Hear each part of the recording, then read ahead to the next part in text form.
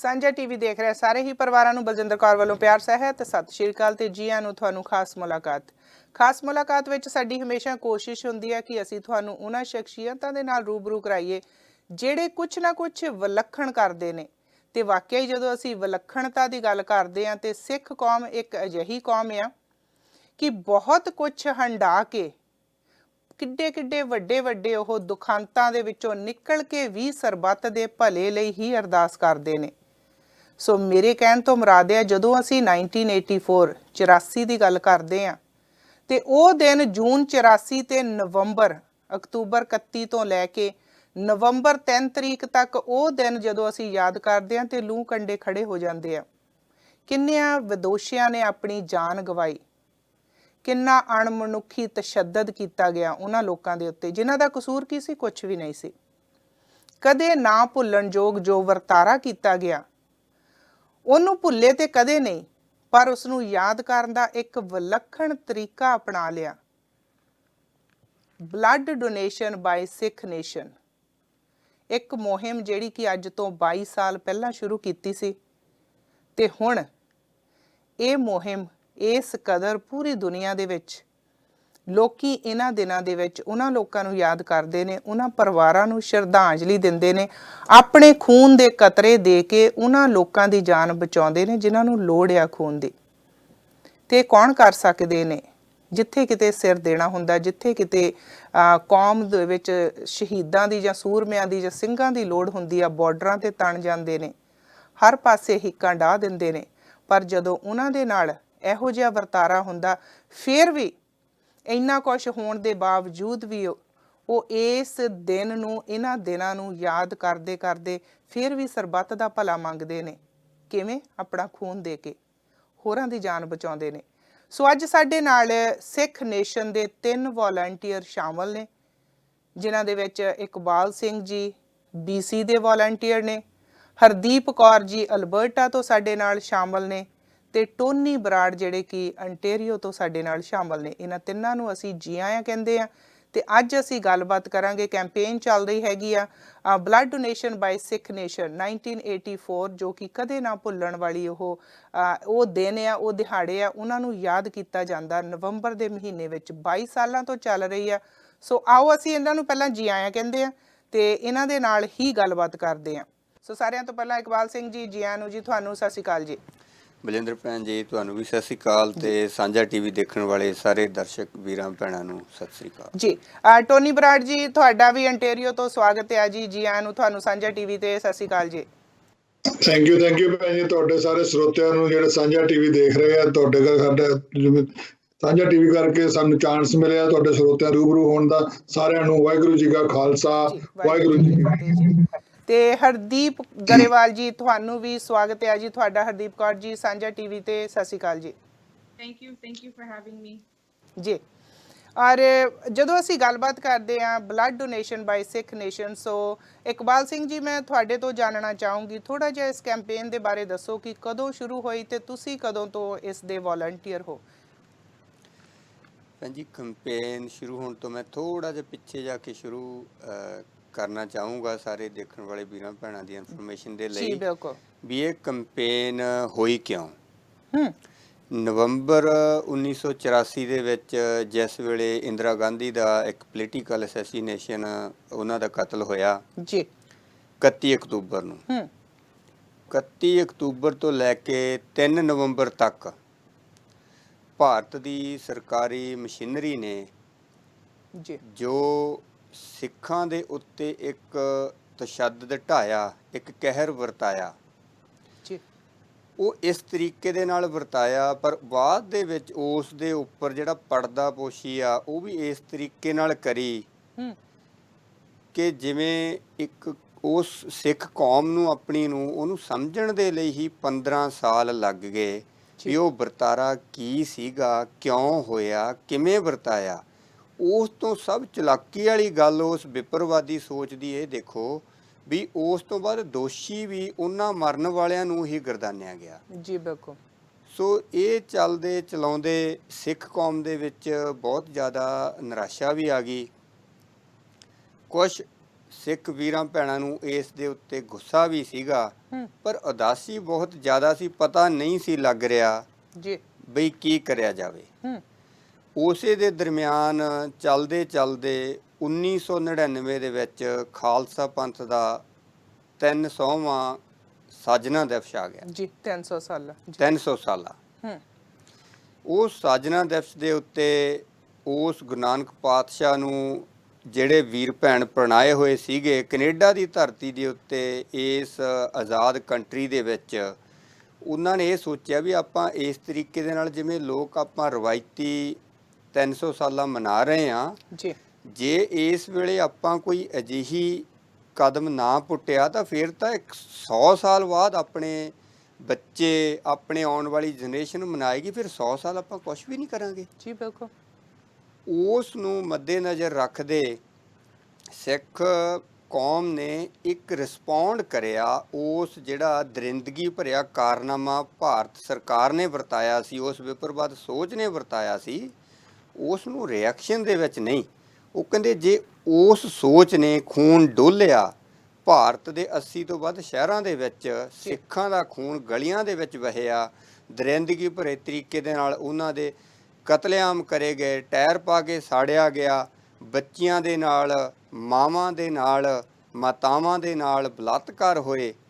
ਪਰ ਉਹ ਕਹਿੰਦੇ ਇਹਦਾ ਰਿਸਪੌਂਡ ਉਸ ਗੁਰੂ ਨਾਨਕ ਪਾਤਸ਼ਾਹ ਦੀ ਕੌਮ ਖੂਨ ਡੋਲ ਕੇ ਨਹੀਂ, ਆਪਣੀਆਂ ਨਾੜੀਆਂ ਦੇ ਵਿੱਚੋਂ ਖੂਨ ਦੇਏਗੀ ਤੇ ਮਨੁੱਖਤਾ ਦੇ ਭਲੇ ਦੇ ਲਈ ਇਹ ਲੋਕਾਂ ਦੀਆਂ ਜਾਨਾਂ ਬਚਾਈਆਂ ਜਾਣਗੀਆਂ, ਜਿਸ ਦੇ ਵਿੱਚੋਂ 1999 ਦੇ ਵਿੱਚ ਇਸ ਕੈਨੇਡਾ ਦੀ ਧਰਤੀ ਦੇ ਵਿੱਚੋਂ ਸਿੱਖ ਕੌਮ ਨੇ ਇਹ ਖੂਨਦਾਨ ਮੁਹਿੰਮ ਸ਼ੁਰੂ ਕਰੀ ਜੀ। ਤੇ ਅੰਟੇਰੀਓ ਜਾਂਦੇ ਆ ਜੀ, ਟੋਨੀ ਬਰਾੜ ਜੀ ਤੁਹਾਡੇ ਤੋਂ ਜਾਣਨਾ ਚਾਹੂੰਗੀ ਕਿ ਜਦੋਂ ਇਹ ਕੈਂਪੇਨ ਸ਼ੁਰੂ ਹੋਈ ਸੀ, BC ਤੋਂ ਸ਼ੁਰੂਆਤ ਹੋਈ ਸੀ, ਸੋ ਤੁਹਾਡੀ ਕਿਵੇਂ ਇਸ ਦੇ ਨਾਲ ਤੁਸੀਂ ਕਿਵੇਂ ਜੁੜੇ ਤੇ ਕਦੋਂ ਤੋਂ ਤੁਸੀਂ ਇਸ ਕੈਂਪੇਨ ਦੇ ਵੋਲੰਟੀਅਰ ਹੋ?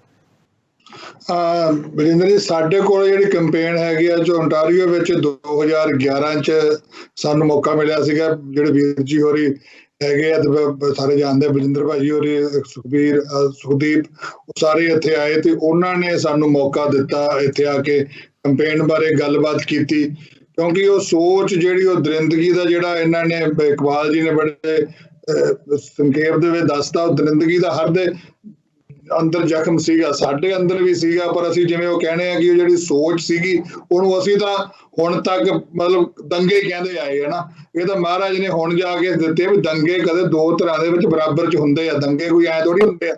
ਉਹ ਜਿਹੜੀ ਸੋਚ ਨੂੰ ਜਦੋਂ ਆ ਕੇ ਜਦੋਂ ਉਹਨਾਂ ਨੇ ਗੱਲਬਾਤ ਹੋਈ, ਵਿਚਾਰ ਹੋਏ, ਤੇ 2011 ਦੇ ਵਿੱਚ ਇਹ ਕੈਂਪੇਨ ਪਹਿਲੀ ਵਾਰੀ ਇੱਥੇ ontario ਦੇ ਵਿੱਚ ਸ਼ੁਰੂ ਹੋਈ ਸੀ। ਜਿਹੜੀ ਉਹੀ ਸੋਚ ਜਿਹੜੀ ਜਿਹਦੇ ਵਿੱਚ ਕਿ ਖੂਨ ਦੇ ਬਦਲੇ ਖੂਨ ਜਿਹੜਾ ਉਸ ਟਾਈਮ ਦੇ ਹਕੂਮਤ ਨੇ ਜਾਂ ਭਾਰਤ ਸਰਕਾਰ ਦੇ ਵਿੱਚ ਸਿੱਖਾਂ ਦੇ ਨਾਲ ਵਰਤਾਰਾ ਕੀਤਾ ਗਿਆ ਸੀ, ਖੂਨ ਦੇ ਬਦਲੇ ਖੂਨ ਦੇਂਗੇ, ਮਤਲਬ ਉਹ ਇੱਕ ਸੋਚ ਸੀ ਜਿਹੜੀ ਵਿਪਰਵਾਦੀ ਸੋਚ ਦੀ ਭਾਜੀ ਹੋਰਾਂ ਨੇ ਗੱਲ ਕੀਤੀ ਹੈ ਕਿ ਉਹ ਖੂਨ ਦੇ ਬਦਲੇ ਖੂਨ ਦੇਣਾ ਨਹੀਂ, ਪਰ ਖੂਨ ਦੇ ਬਦਲੇ ਖੂਨ ਡੋਨੇਟ ਕਰਨ ਦਾ ਜਿਹੜਾ ਕਨਸੈਪਟ ਸਾਨੂੰ ਵੀਰਾਂ ਨੇ ਆ ਕੇ ਜਦੋਂ ਇੱਥੇ 2011 ਚ ਸਮਝਾਇਆ, ਉਦੋਂ ਤੋਂ ਹੀ ਮੈਨੂੰ ਬਹੁਤ ਮਾਣ ਮਹਿਸੂਸ ਹੁੰਦਾ ਹੈ ਕਿ ਫਸਟ ਡੇ ਜਦੋਂ ontario ਚ ਕੈਂਪੇਨ ਇੱਥੇ ਆਈ ਤੇ I was the first volunteer to work with, ਜਿਹੜੇ ਉਹਨਾਂ ਨਾਲ ਕੰਮ ਕਰਨਾ ਸ਼ੁਰੂ ਕੀਤਾ ਜੀ। ਥੈਂਕ ਯੂ ਜੀ, ਸਾਨੂੰ ਵੀ ਬੜਾ ਮਾਣ ਮਹਿਸੂਸ ਹੋ ਰਿਹਾ ਕਿ ਤੁਹਾਡੇ ਵਰਗੇ ਜਿਹੜੇ ਅਗਾਂਹ ਵਧੂ ਸੋਚ ਵਾਲੇ ਵੋਲੰਟੀਅਰ ਆ, ਜਿਹੜੇ ਹੋਰਾਂ ਨੂੰ ਵੀ ਪ੍ਰੇਰਿਤ ਕਰਦੇ ਆ, ਹੋਰਾਂ ਨੂੰ ਵੀ ਆਪਣੇ ਨਾਲ ਲੈ ਕੇ ਚੱਲਦੇ ਆ। ਸੋ ਹੁਣ ਅਸੀਂ ਹਰਦੀਪ ਕੌਰ ਹੋਣਾ ਨਾਲ ਅਲਬਰਟਾ 'ਚ ਗੱਲ ਕਰਦੇ ਆ। ਸੋ ਹਰਦੀਪ ਜੀ, ਤੁਸੀਂ ਕਦੋਂ ਜੁਆਇਨ ਕੀਤਾ ਤੇ ਅਲਬਰਟਾ ਦੇ ਵਿੱਚ ਤੁਹਾਡੇ ਮਨ ਦੇ ਵਿੱਚ ਕਿਵੇਂ ਆਇਆ ਕਿ ਤੁਸੀਂ ਵੀ ਇਹਨੂੰ ਜੁਆਇਨ ਕਰੋ? ਕਿਵੇਂ ਫਾਈਂਡ ਆਊਟ ਕੀਤਾ ਤੁਸੀਂ ਇਹ ਸਾਰਾ ਕੁਝ? Actually, first of all, I am from ਮੈਂ ਪਹਿਲਾਂ ਸ਼ੁਰੂਆਤ ਕੀਤੀ ਸੀ volunteer ਜਦੋਂ ਛੋਟੇ ਹੁੰਦੇ ਸੀ। I don't count the years because when you're volunteering, you're just giving, right? It is a form of seva. So I started at a very young age because of my dad.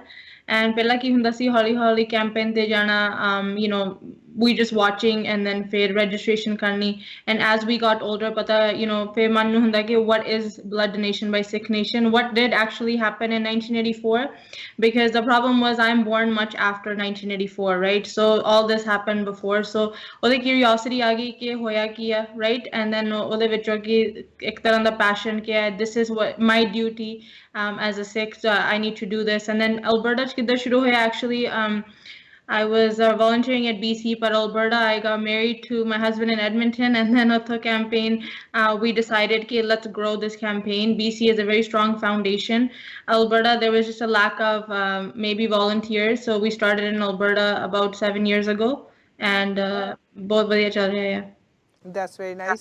ਸੋ ਇਕਬਾਲ ਸਿੰਘ ਜੀ, ਬਹੁਤ ਵਧੀਆ ਜਿਹੜਾ ਤੁਸੀਂ motivate ਕੀਤਾ ਤੇ ਹੁਣ Ontario ਤੇ Alberta ਦੇ ਵਿੱਚ ਵੀ ਬੜਾ ਵਧੀਆ ਟੀਮ ਕੰਮ ਕਰ ਰਹੀ ਹੈਗੀ ਆ, ਵੋਲੰਟੀਅਰ ਹੋਰ ਜੁੜ ਰਹੇ ਆ। ਸੋ ਮੈਂ ਤੁਹਾਤੋਂ ਜਾਣਨਾ ਚਾਹੂੰਗੀ ਕਿ ਹੁਣ ਤੱਕ ਕਿੰਨੀਆਂ ਜਾਨਾਂ ਬਚਾਈਆਂ ਨੇ ਸਿੱਖ ਨੇਸ਼ਨ ਨੇ, ਕਿੰਨਾ ਕੰਮ ਕਰ ਚੁੱਕੀ ਆ? ਸੋ ਥੋੜਾ ਜਿਹਾ ਇਸ ਦੀ ਡਿਟੇਲ ਸਾਨੂੰ ਹੋਰ ਦਿਓ। ਹਾਂਜੀ, ਜਦੋਂ ਜਾਨਾਂ ਬਚਾਉਣ ਦੀ ਗੱਲ ਆਉਂਦੀ ਆ, ਵੈਸੇ ਤਾਂ ਘਰਾਂ ਦੀ ਜਿਹੜੀ ਪ੍ਰਾਈਸ ਆ ਸਪੈਸ਼ਲੀ ਵੈਨਕੂਵਰ ਦੇ ਵਿੱਚ ਬਹੁਤ ਜ਼ਿਆਦਾ ਮਿਲੀਅਨਸ ਦੇ ਵਿੱਚ ਹੀ ਲੋਕ ਗੱਲ ਕਰਦੇ ਆ ਜੀ। ਸ਼ਾਇਦ ਕਈ ਵਾਰੀ ਆਪਾਂ ਨੂੰ ਇਹ ਮਹਿਸੂਸ ਨਹੀਂ ਹੁੰਦਾ ਕਿ ਜਾਨ ਕਿੰਨੀ ਕੀਮਤੀ ਆ। ਜੀ ਬਿਲਕੁਲ। ਆਪਾਂ ਇਸ ਕੰਪੇਨ ਦੇ ਰਾਹੀਂ ਸਿੱਖ ਵੀਰ ਭੈਣਾਂ ਨੇ ਆਪਣੀਆਂ ਨਾੜਾਂ ਦੇ ਵਿੱਚੋਂ ਖੂਨ ਕਢਾ ਕੇ 1,50,000 ਤੋਂ ਵੱਧ ਜਾਨਾਂ ਬਚਾ ਚੁੱਕੇ ਆ। ਸੋ 1.5 ਲੱਖ ਤਕਰੀਬਨ। ਹਾਂਜੀ, 1.5 ਲੱਖ ਜਾਨਾਂ ਦੀ ਗੱਲ ਕਰਦੇ ਆ। ਇਸ ਦੀ ਕੀਮਤ ਆਪਾਂ ਤਾਂ ਇਸ ਕਰਕੇ ਮਹਿਸੂਸ ਕਰਦੇ ਆ ਕਿ ਆਪਾਂ ਉਹ ਵੀਰ ਭੈਣ ਜਿਹੜੇ ਉਸ ਦਰਿੰਦਗੀ ਦਾ ਸ਼ਿਕਾਰ ਹੋਏ ਆ, ਉਹ ਆਪਣੇ ਮਨਾਂ ਦੇ ਵਿੱਚ ਦਰਦ ਬੈਠਾ, ਜਿਵੇਂ ਟੋਨੀ ਵੀਰ ਨੇ ਕਿਹਾ ਸੀਗਾ। ਪਰ ਵੈਸੇ ਆਪਾਂ ਦੇਖੋ, ਜਦੋਂ ਪਰਿਵਾਰ ਦਾ ਇੱਕ ਵੀ ਜੀ ਆਪਣਾ ਜਾਂਦਾ ਵਾ ਤਾਂ ਉਹ ਜਿਹੜਾ ਘਾਟਾ ਵਾ ਕਦੇ ਵੀ ਪੂਰਾ ਨਹੀਂ ਹੁੰਦਾ। ਸੋ ਆਪਾਂ ਜਾਨਾਂ ਦੀ ਲਾਈਫ ਸੇਵਿੰਗ ਦੀ ਗੱਲ ਕਰਦੇ ਹਾਂ 1.5 ਲੱਖ ਦੀ ਜੀ। ਸੋ ਇਹ ਮਾਣ ਸਿੱਖ ਕੌਮ ਨੇ ਹੀ ਇਹ ਇੱਥੇ ਲਿਆਂਦਾ 1.5 ਲੱਖ ਤੇ ਸਿੱਖ ਕੌਮ ਨੂੰ ਹੀ ਇਹ ਜਾਂਦਾ ਵਾ। ਕਿਸੇ ਦੀ ਕੋਈ ਵੀ ਇਹ ਪਰਸਨਲ ਨਹੀਂ ਹੈ। ਚਲੋ ਐਜ਼ ਏ ਵਲੰਟੀਅਰ ਦੇ ਤੌਰ 'ਤੇ ਅੱਜ 3 ਜਾਣੇ ਬੈਠੇ ਆ, ਨਾਲ ਤੁਸੀਂ ਐਜ਼ ਏ ਹੋਸਟ ਵੀ ਇਹਦੇ ਵਲੰਟੀਅਰ ਆ, ਉਹ ਵੀਰ ਕੈਮਰਾਮੈਨ ਆ ਕਰਨ, ਉਹ ਵੀ ਵਲੰਟੀਅਰ ਹੀ ਸਾਰੇ ਕਰ ਰਹੇ ਆ। ਪਰ ਕਈ ਵਾਰੀ ਜਿਹੜੇ ਵੱਖਰੇ ਥਾਵਾਂ ਦੇ ਤੇ ਯੋਗਦਾਨ ਆਪਣਾ ਵੱਖਰੇ ਤਰੀਕੇ ਨਾਲ ਹੋ ਜਾਂਦਾ ਜੀ। ਸੋ ਟੋਨੀ ਬਰਾੜ ਜੀ, ਜਦੋਂ ਅਸੀਂ ਗੱਲ ਕਰਦੇ ਹਾਂ ਕਿ ਤੁਸੀਂ ਹੁਣ ਅੰਟੈਰੀਓ ਦੇ ਵਿੱਚ ਸ਼ੁਰੂ ਕੀਤਾ ਸੀ, ਕਿੰਨੇ ਕੁ ਵੋਲੰਟੀਅਰ ਤੁਹਾਡੇ ਨਾਲ ਜੁੜ ਗਏ ਆ ਸ਼ੁਰੂਆਤੀ ਦੇ ਦਿਨਾਂ ਤੋਂ ਲੈ ਕੇ 11 ਸਾਲ ਤੁਸੀਂ ਦੱਸ ਰਹੇ ਹੋ, ਤੇ ਹੁਣ ਤੱਕ ਕੀ ਚੇਂਜਸ ਆਈਆਂ, ਕੀ ਤੁਹਾਨੂੰ ਦੇਖਣ ਨੂੰ ਮਿਲਿਆ, ਕਿੰਨੇ ਕੁ ਲੋਕ ਉਤਸ਼ਾਹਿਤ ਹੁੰਦੇ ਨੇ? ਉਤਸ਼ਾਹਤ ਦੀ ਗੱਲ ਤਾਂ ਬਰਿੰਦਰ ਕੌਰ ਜੀ ਏਦਾਂ ਕਿ ਇਹ ਤੁਸੀਂ ਅਮੇਜ਼ਿੰਗ ਮਤਲਬ ਜਿਹੜੀ ਸਾਨੂੰ ਫੀਡਬੈਕ ਮਿਲੀ ਹੈ, ਜਿਹੜੀ ਜਦੋਂ ਇੱਕ ਤਾਂ ਜਿਹੜੀ ਟਰੂ ਫੀਲਿੰਗ ਹੁੰਦੀ ਹੈ ਤੁਹਾਨੂੰ ਆਪਣੀ ਐਕਸਪੀਰੀਅੰਸ ਹੈ ਨਾ, ਕਿ ਜਦੋਂ ਉਸ ਤੋਂ ਪਹਿਲਾਂ ਮੈਂ ਖੁਦ ਆਪ ਡੋਨਰ ਹੈ ਨਹੀਂ ਸੀਗਾ। ਮੈਂ ਇੱਥੇ ਕੈਨੇਡਾ ਦੀ ਧਰਤੀ ਤੇ ਆਲਮੋਸਟ ਪਿਛਲੇ 25 ਸਾਲ ਤੋਂ ਰਹਿ ਰਿਹਾ, ਪਰ ਮੈਨੂੰ ਕਦੇ ਇਟਸ ਨਾਟ ਦੈਟ ਕਿ ਮੈਂ ਕਦੇ ਦਿਮਾਗ 'ਚ ਹੀ ਨਹੀਂ ਆਇਆ, ਕਦੇ ਸੋਚਿਆ ਹੀ ਨਹੀਂ ਇਸ ਪਾਸੇ। ਪਰ ਜਦੋਂ ਆਪ ਉਹ ਦੇਣ ਦੀ ਗੱਲ ਕੀਤੀ, ਉਸ ਬੈੱਡ ਤੇ ਜਾ ਕੇ ਪਏ, ਉਹ ਡੋਨੇਸ਼ਨ ਜਦੋਂ ਤੁਹਾਡੇ ਅੰਦਰੋਂ, ਜਿਵੇਂ ਭਾਜੀ ਹੋਰਾਂ ਨੇ ਗੱਲ ਕੀਤੀ ਕਿ ਅੰਦਰੋਂ ਨਾੜੀ ਦੇ ਵਿੱਚੋਂ ਖੂਨ ਨਿਕਲਦਾ ਤੇ ਉਹ ਕਿਸੇ ਦੀ ਜਾਨ ਬਚਾਉਣ ਲਈ ਜਾਂਦਾ ਹੈ ਨਾ, ਉਹ ਜਿਹੜੀ ਫੀਲਿੰਗ ਹੈਗੀ ਹੈ ਨਾ, ਉਹ ਫੀਲਿੰਗ ਤੁਹਾਨੂੰ ਕਨੈਕਟ ਕਰਦੀ ਹੈ। ਔਰ ਉਹਦੇ ਨਾਲ ਹੀ ਐਡਾ ਵੱਡਾ ਪਰਿਵਾਰ ਜਿਹੜਾ ਮੈਂ ਅੱਜ ਤੱਕ ਭਰਾਵਾਂ ਨੂੰ ਅਜੇ ਤੱਕ ਮਿਲਿਆ ਵੀ ਨਹੀਂ ਸੀ ਕਦੇ। ਇਹਨਾਂ ਨਹੀਂ ਕਿ ਇੱਥੇ ਬਹੁਤ ਸਾਰੇ ਲੋਕ ਜਿਹਨੂੰ ਆਪਾਂ ਜਾਣਦੇ ਸੀ, ਪਰ ਇਹ ਕੰਪੇਨ ਦੇ ਨਾਲ ਇੱਕ ਐਡੀ ਵੱਡੀ ਫੈਮਿਲੀ ਬਣ ਗਈ ਕਿ ਜਿਹਦੇ ਨਾਲ ਅੱਜ ਮਤਲਬ ਤੁਸੀਂ ਦੇਖੋ ਪਿਛਲੇ 10 ਸਾਲਾਂ ਵਿੱਚ ਅੱਜ ਜਿਹੜੇ ਅਰਾਊਂਡ ਫਰੋਮ ਆਟਵਾ ਤੋਂ ਲੈ ਕੇ ਵਿੰਡਸਰ ਤੱਕ ਟੋਟਲ 10 ਕਲੀਨਿਕ ਜਿਹੜੇ ਹੈਗੇ ਇੱਥੇ ontario ਦੇ ਵਿੱਚ ਚੱਲ ਰਹੇ ਆ। ਤੇ ਉਹ ਸਾਰੇ ਦੇ ਸਾਰੇ ਸੈਲਫ ਮਤਲਬ ਆਪਣੇ ਆਪ, ਜਿਵੇਂ ਕੋਈ ਵਲੰਟੀਅਰ ਕੰਪੇਨ ਹੈ, ਵਲੰਟੀਅਰ ਬੇਸ ਹੈ ਸਾਰਾ। ਤੇ ਉਹ ਜਿਹੜਾ ਇੱਕ ਬਸ ਇਹਨਾਂ ਨੇ ਵੀਰ ਜੀ ਨੇ ਆ ਕੇ ਸ਼ੁਰੂਆਤ ਕਰਤੀ ਸੀਗੀ, ਤੇ ਉਸ ਤੋਂ ਬਾਅਦ ਤਾਂ ਤੁਸੀਂ ਕਹਿ ਲਓ ਪਤਾ ਨਹੀਂ, ਹੁਣ ਸਾਨੂੰ ਤਾਂ ਸਮਝ ਹੀ ਨਹੀਂ ਆਉਂਦੀ ਕਿੱਥੋਂ ਭੈਣ ਭਰਾ ਆ ਰਹੇ ਆ, ਜੁੜ ਰਹੇ ਆ, ਤੇ ਡੇ ਬਾਈ ਡੇ ਜਿਹੜੀਆਂ ਕੰਪੇਨ ਮਤਲਬ ਹੈਗੀ ਆ ਈਅਰ ਬਾਈ ਈਅਰ ਅੱਗੇ ਵਧ ਰਹੀ ਹੈ ਜੀ। ਜੀ ਹਰਦੀਪ, ਜਦੋਂ ਅਸੀਂ ਗੱਲ ਕਰਦੇ ਹਾਂ, ਜਿਵੇਂ ਤੁਹਾਨੂੰ ਇਹ ਲੱਗਾ ਕਿ ਤੁਸੀਂ ਜਾਣਨਾ ਚਾਹੁੰਦੇ ਸੀ ਕਿ ਸਿੱਖ ਨੇਸ਼ਨ ਇਹ ਬਲੱਡ ਡੋਨੇਸ਼ਨ ਤਾਂ ਕਰ ਰਿਹਾ ਹੈਗਾ, ਪਰ ਇਹਦੇ ਪਿੱਛੇ ਕਾਰਨ ਕੀ ਹੈ? ਸੋ ਦੈਨ ਤੁਸੀਂ ਫਾਈਂਡ ਆਊਟ ਕੀਤਾ ਕਿ 1984 ਦੇ ਵਿੱਚ ਜੋ ਹੋਇਆ ਸੀ ਸਿੱਖਾਂ ਨਾਲ। ਸੋ ਕਿੰਨੀ ਕੁ ਨਿਊ ਜਨਰੇਸ਼ਨ ਆ, ਨੌਜਵਾਨ ਪੀੜ੍ਹੀ ਆ, ਤੁਹਾਡੀ ਏਜ ਦੇ ਕਿੰਨੇ ਕੁ ਨੌਜਵਾਨ ਆ ਜਿਹੜੇ ਜਾਣਨਾ ਚਾਹੁੰਦੇ ਆ?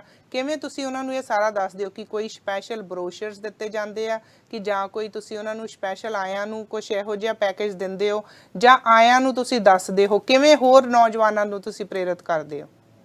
ਹਾਂਜੀ, ਸੋ ਮੇਨ ਮਕਸਦ ਇਹ ਹੈ ਕਿ to get the youth involved, right? ਜਿੱਦਾਂ ਆਪਾਂ ਕਿਹਾ ਸੀ ਪਹਿਲਾਂ, I was not born in before 1980, I was born after 1984. ਸੋ ਉਹਦੇ ਨਾਲ ਕੀ ਹੈ ਕਿ ਜਦੋਂ ਆਪਾਂ ਨੂੰ ਜਾਣਕਾਰੀ ਮਿਲੀ, ਆਪਾਂ ਨੂੰ ਐਜੂਕੇਸ਼ਨ ਮਿਲੀ ਕਿ ਹੋਇਆ ਕਿ 1984, ਹੁਣ ਮੈਂ ਨੋਟਿਸ ਕਰ ਰਹੀ ਹਾਂ within the past 10 to 15 years as more are being involved, right? So more youth now than I parents ਦਾ ਬਹੁਤ ਵੱਡਾ help ਹੁੰਦੀ ਹੈ parents they're bringing their kids to the blood drive ਉਹਦੇ ਨਾਲ ਕੀ ਹੁੰਦਾ ਹੈ ਕਿ ਇੱਕ ਵਾਰੀ ਤੁਸੀਂ blood drive ਆਏ ਤੁਹਾਨੂੰ you feel good like mom and dad are donating ਕੋਈ ਜਣਾ family ਚੋਂ donate ਕਰ ਰਿਹਾ ਆ ਫਿਰ ਤੁਹਾਨੂੰ ਆਪ ਨੂੰ feel ਹੋਈ ਜਾਂਦਾ ਕਿ oh one day ਜਦੋਂ ਮੈਂ 17 ਸਾਲ ਦੀ ਹੋਊਂਗੀ ਜਾਂ 17 ਸਾਲ ਦਾ ਹੋਊਂਗਾ I will be able to donate too so ਆਪਣੇ ਆਪ ਚੋਂ feeling ਸ਼ੁਰੂ ਹੋ ਜਾਂਦੀ ਘਰ ਤੋਂ ਹੀ ਸ਼ੁਰੂ ਹੁੰਦੀ ਹੈ right and what we are doing a little bit differently to get the youth involved is ਆਪਾਂ ਨੂੰ ਪਤਾ ਹੀ ਹੈ ਕਿ social media is a huge platform right we're always on social media so ਜਿਹੜਾ ਸਾਰਿਆਂ ਨੂੰ connect ਕਰਨਾ volunteer ਨੂੰ ਇਕੱਠੇ ਕਰਨਾ I would say most of the ਜਿਹੜੇ donations as Alberta ਹੋਏ ਸੀ like 60 to 70% were first time donors ਤੇ ਉਹਦੇ ਵਿੱਚੋਂ over 50% were our Canadian generation right so ਉਹਦੇ ਨਾਲ ਕੀ ਹੈ ਕਿ parents have a huge role in that and ਉਹਦੇ ਨਾਲ ਕੀ ਹੈ like one volunteer leads out to another volunteer ਇੱਕ volunteer ਨੂੰ ਆਪਣੇ friend post ਕਰ ਦੇਣਾ and then ਉਹ curiosity ਮਿਲ ਜਾਂਦੀ ਹੈ ਕਿ ਇੱਕ ਵਾਰੀ donate ਕੀਤਾ okay what is 1984 ਜਦੋਂ clinic ਤੇ ਆਉਂਦੇ ਆਪਾਂ you know warm welcoming ਉੱਥੇ video ਚੱਲ ਰਹੀ ਆ what happened in 1984 ਉਹ ਇੱਕ seed plant ਹੋ ਜਾਂਦੀ ਆ and then after you want to know more about the clinic and you want to know more about blood donation or Sikh nation very good interesting ਹੈ ਕਿ ਕਿਵੇਂ ਅਸੀਂ youth ਨੂੰ ਆਪਣੇ ਵੱਲ ਖਿੱਚਦੇ ਹੈਗੇ ਆ ਸੋ ਇਕਬਾਲ ਸਿੰਘ ਜੀ ਬੜਾ ਵਧੀਆ ਲੱਗਾ ਜਦੋਂ ਅਸੀਂ ਗੱਲ ਕਰਦੇ ਆ ਸਾਡੀ ਇਹੋ ਮਕਸਦ ਆ ਕਿ ਹਮੇਸ਼ਾ ਅਸੀਂ ਵੀ ਟੀਵੀ ਪ੍ਰੋਗਰਾਮਾਂ ਦੇ ਰਾਹੀਂ ਕੋਸ਼ਿਸ਼ ਕਰੀਦੀ ਆ ਕਿ ਸਾਡੇ ਨੌਜਵਾਨ ਸਾਡੇ ਨਾਲ ਜੁੜ ਸਕਣ ਨੌਜਵਾਨਾਂ ਦੇ ਹੱਥਾਂ 'ਚ ਅਸੀਂ ਇਹ ਵਾਗਡੋਰ ਦਈਏ ਹੁਣ ਉਹਨਾਂ ਨੂੰ ਅਸੀਂ ਕਦਮ ਨਾਲ ਲੈ ਕੇ ਚੱਲੀਏ ਤੇ ਹਰ ਇੱਕ ਦੁਨੀਆ ਤੇ ਆਏ ਜੀਵ ਨੇ ਜਾਣਾ ਤੇ ਹੈਗਾ ਆ ਸਾਡੇ ਤੋਂ ਬਾਅਦ ਇਹ ਜਿਹੜੀਆਂ ਸਾਡੀਆਂ ਚਲਾਈਆਂ ਹੋਈਆਂ ਕਦਰਾਂ ਕੀਮਤਾਂ ਜਾਨਾਂ ਨੂੰ ਬਚਾਉਣ ਦੀਆਂ ਸਿੱਖ ਨੇਸ਼ਨ ਵੱਲੋਂ ਇਹੋ ਉਪਰਾਲੇ ਕੀਤੇ ਸਾਡੀਆਂ ਆਉਣ ਵਾਲੀਆਂ ਪੀੜ੍ਹੀਆਂ ਇਸੇ ਤਰ੍ਹਾਂ ਇਹਨੂੰ ਚੱਲਦਾ ਰੱਖਣ ਸੋ ਜਦੋਂ ਸ਼ੁਰੂਆਤੀ ਦਿਨਾਂ ਤੋਂ ਲੈ ਕੇ ਹੁਣ ਤੱਕ ਤੁਸੀਂ ਕੀ ਚੇਂਜਸ ਦੇਖੀਆਂ ਕੈਂਪੇਨ ਦੇ ਵਿੱਚ ਕਿਵੇਂ ਲੋਕਾਂ ਨੇ ਇਹਨੂੰ ਲਿਆ ਸੀ ਜਦੋਂ ਤੁਸੀਂ ਸ਼ੁਰੂਆਤ ਦੇ ਵਿੱਚ ਕੀਤਾ ਸੀ ਕਿਉਂਕਿ ਤੁਹਾਨੂੰ ਪਤਾ ਹੈ ਕਿ ਸਾਡੀ ਕੌਮ ਦੇ ਵਿੱਚ ਬਹੁਤ ਸਾਰੇ ਅਜਿਹੇ ਲੋਕ ਵੀ ਆ ਜਿਨ੍ਹਾਂ ਨੇ ਹਰ ਗੱਲ ਦੇ ਵਿੱਚ ਕਿੰਤੂ ਪਰੰਤੂ ਕਰਨੀ ਹੁੰਦੀ ਆ ਜੇ ਕੋਈ ਸਹੀ ਕਰ ਰਿਹਾ ਹੈਗਾ ਤਾਂ ਵੀ ਉਹਨਾਂ ਨੇ ਕੁਛ ਨਾ ਕੁਛ ਕਹਿਣਾ ਹੁੰਦਾ ਤੇ ਗਲਤ ਨੂੰ ਉਹਨਾਂ ਨੇ ਚੁੱਕ ਕੇ ਗੱਲ ਕਰਨੀ ਹੁੰਦੀ ਆ ਸੋ ਸ਼ੁਰੂਆਤੀ ਦਿਨਾਂ ਤੋਂ ਲੈ ਕੇ ਹੁਣ ਤੱਕ ਕਿੰਨਾ ਕੁ ਔਖਾ ਲੱਗਾ ਤੁਹਾਨੂੰ ਅਵੇਅਰਨੈਸ ਦੇਣੀ ਕਿ ਕਿਉਂ ਕਰ ਰਹੇ ਨੇ ਸਿੱਖ ਨੇਸ਼ਨ ਇਹ ਕਿਉਂ ਜ਼ਰੂਰਤ ਪਈ ਸੀ ਸਾਨੂੰ ਕਾਹਦੇ ਲਈ ਅਸੀਂ ਕਰ ਰਹੇ ਹੈਗੇ ਆ ਕਿੰਨਾ ਕੁ ਔਖਾ ਲੱਗਾ ਸੀ ਤੁਹਾਨੂੰ ਇਹ ਸਾਰਾ ਕੁਝ ਭੈਣ ਜੀ ਇੱਕ ਤਾਂ ਤੁਸੀਂ ਗੱਲ ਕਰੀ ਸੀਗੀ ਵੀ ਯੂਥ ਦੇ ਲਈ ਆਪਾਂ ਅੱਗੇ ਯੂਥ ਨੂੰ ਇਹ ਇਨਫੋਰਮੇਸ਼ਨ ਪਾਸ ਔਨ ਕਰੀਏ ਜੀ ਬਿਲਕੁਲ ਸਿੱਖ ਕੌਮ ਦੇ ਵੀਰਾਂ ਭੈਣਾਂ ਦਾ ਇਹ ਕੋਈ ਐਦਾਂ ਨਹੀਂ ਸੀਗਾ ਵੀ ਸ਼ਾਇਦ ਐਂ ਹੋ ਜਾਊਗਾ ਇਹ ਦ੍ਰਿੜ ਵਿਸ਼ਵਾਸ ਸੀਗਾ ਬਿਲਕੁਲ ਜੀ ਵੀ ਇਹ ਗੁਰੂ ਨਾਨਕ ਪਾਤਸ਼ਾਹ ਦਾ ਜੋ ਚਲਾਇਆ ਹੋਇਆ ਇੱਕ ਸੋਚ ਦਾ ਫਲਸਫਾ ਵਾ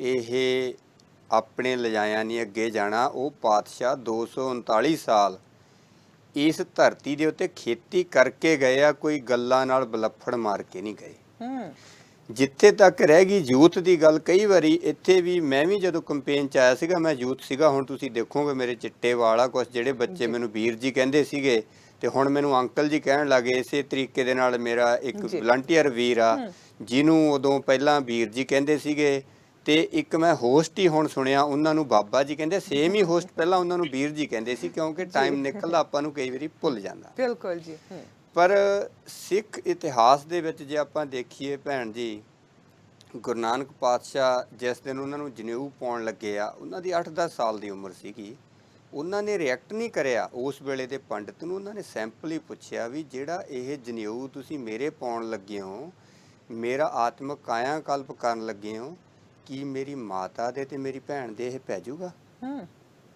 ਉਹਦੇ ਕੋਲੇ ਜਵਾਬ ਨਹੀਂ ਸੀਗਾ ਇਹ ਵੀ ਇੱਕ ਰਿਸਪੌਂਸ ਸੀ ਉਸੇ ਮੇਰੇ ਗੁਰੂ ਨਾਨਕ ਪਾਤਸ਼ਾਹ ਨੇ ਲੋਕਾਂ ਦੇ ਨਾਲ ਪਿਆਰ ਕਰਕੇ ਅਹਿਮਦਾਬਾਦ ਦੇ ਵਿੱਚ ਜਿੱਦਣ ਬਾਬਰ ਨੇ ਜਾ ਕੇ ਤਸ਼ੱਦਦ ਢਾਇਆ ਸੀ ਇਸੇ ਤਰੀਕੇ ਨਾਲ ਜਿਵੇਂ ਦਿੱਲੀ ਦੇ ਵਿੱਚ ਲਾਸ਼ਾਂ ਦੇ 70 ਵਿਛੇ ਹੋਏ ਸੀਗੇ ਮੇਰੇ ਪਾਤਸ਼ਾਹ ਨੇ ਉਹ ਲੋਕਾਂ ਦੇ ਪਿਆਰ ਦੇ ਵਿੱਚ ਬਾਬਰ ਨੂੰ ਜਾਵਰ ਕਿਹਾ ਸੀਗਾ ਇਸੇ ਪਿਆਰ ਦੇ ਵਿੱਚ ਰਿਸਪੌਂਡ ਕਰਿਆ ਮੇਰੇ ਪੰਚਮ ਪਾਤਸ਼ਾਹ ਨੇ ਤੱਤੀ ਤਵੀ ਦੇ ਉੱਤੇ ਬੈਠੇ ਜੀ ਪਰ ਬਾਲੇ ਮੇਰੇ ਵੀਰਾਂ ਭੈਣਾਂ ਨੂੰ ਇਹ ਨਹੀਂ ਪਤਾ ਹੈਗਾ ਵੀ ਉਹ ਤੱਤੀ ਤਵੀ ਕਿਹਦੇ ਘਰੇ ਸੀਗੀ ਕੌਣ ਉਹਨਾਂ ਦੇ ਸਿਰ ਤੇ ਰੇਤ ਪਾ ਰਿਹਾ ਸੀਗਾ ਉਹ ਵਿਪਰਵਾਦ ਸੋਚ ਦੇ ਘਰੇ ਪ੍ਰਾਈਵੇਟ ਉਹਨਾਂ ਦੇ ਮਹਿਲ ਦੇ ਵਿੱਚ ਲਿਜਾ ਕੇ ਪੰਚਮ ਪਾਤਸ਼ਾਹ ਦੇ ਉੱਤੇ ਚੰਦੂ ਦੀ ਹਵੇਲੀ ਦੇ ਵਿੱਚ ਉਹਨਾਂ ਨੂੰ ਸ਼ਹੀਦ ਕਰਿਆ ਗਿਆ ਸੀ ਪਾਤਸ਼ਾਹ ਨੂੰ ਉਹੀ ਸੀਕੁਐਂਸ ਚੱਲਦਾ ਲੋਕਾਂ ਦੇ ਪਿਆਰ ਦੇ ਵਿੱਚ ਜੀ ਮੇਰੇ 10ਵੇਂ ਪਾਤਸ਼ਾਹ ਚਮਕੌਰ ਦੀ ਗੜੀ ਦੇ ਵਿੱਚ ਉਹਨਾਂ ਦੇ ਛੋਟੇ ਬੱਚੇ, ਹੁਣ ਉਮਰ ਦੀ ਗੱਲ ਆ ਗਈ, ਪਿਤਾ ਚਾਂਦਨੀ ਚੌਕ ਦੇ ਵਿੱਚ ਲੋਕਾਂ ਦੇ ਪਿਆਰ ਦੇ ਲਈ ਸ਼ਹੀਦ ਹੋਇਆ, ਆਪ ਦਾ ਪਰਿਵਾਰ ਸਰਵੰਸ ਦਾਨ ਕਰਿਆ ਲੋਕਾਂ ਦੇ ਪਿਆਰ ਦੇ ਲਈ। ਛੋਟੇ ਸਾਹਿਬਜ਼ਾਦੇ, ਹੁਣ ਉਮਰ ਦੀ ਆਪਾਂ ਗੱਲ ਕਰਦੇ ਸੀ, ਇਹਦੇ ਵਿੱਚ ਯੂਥ ਵੀ ਆ ਗਿਆ।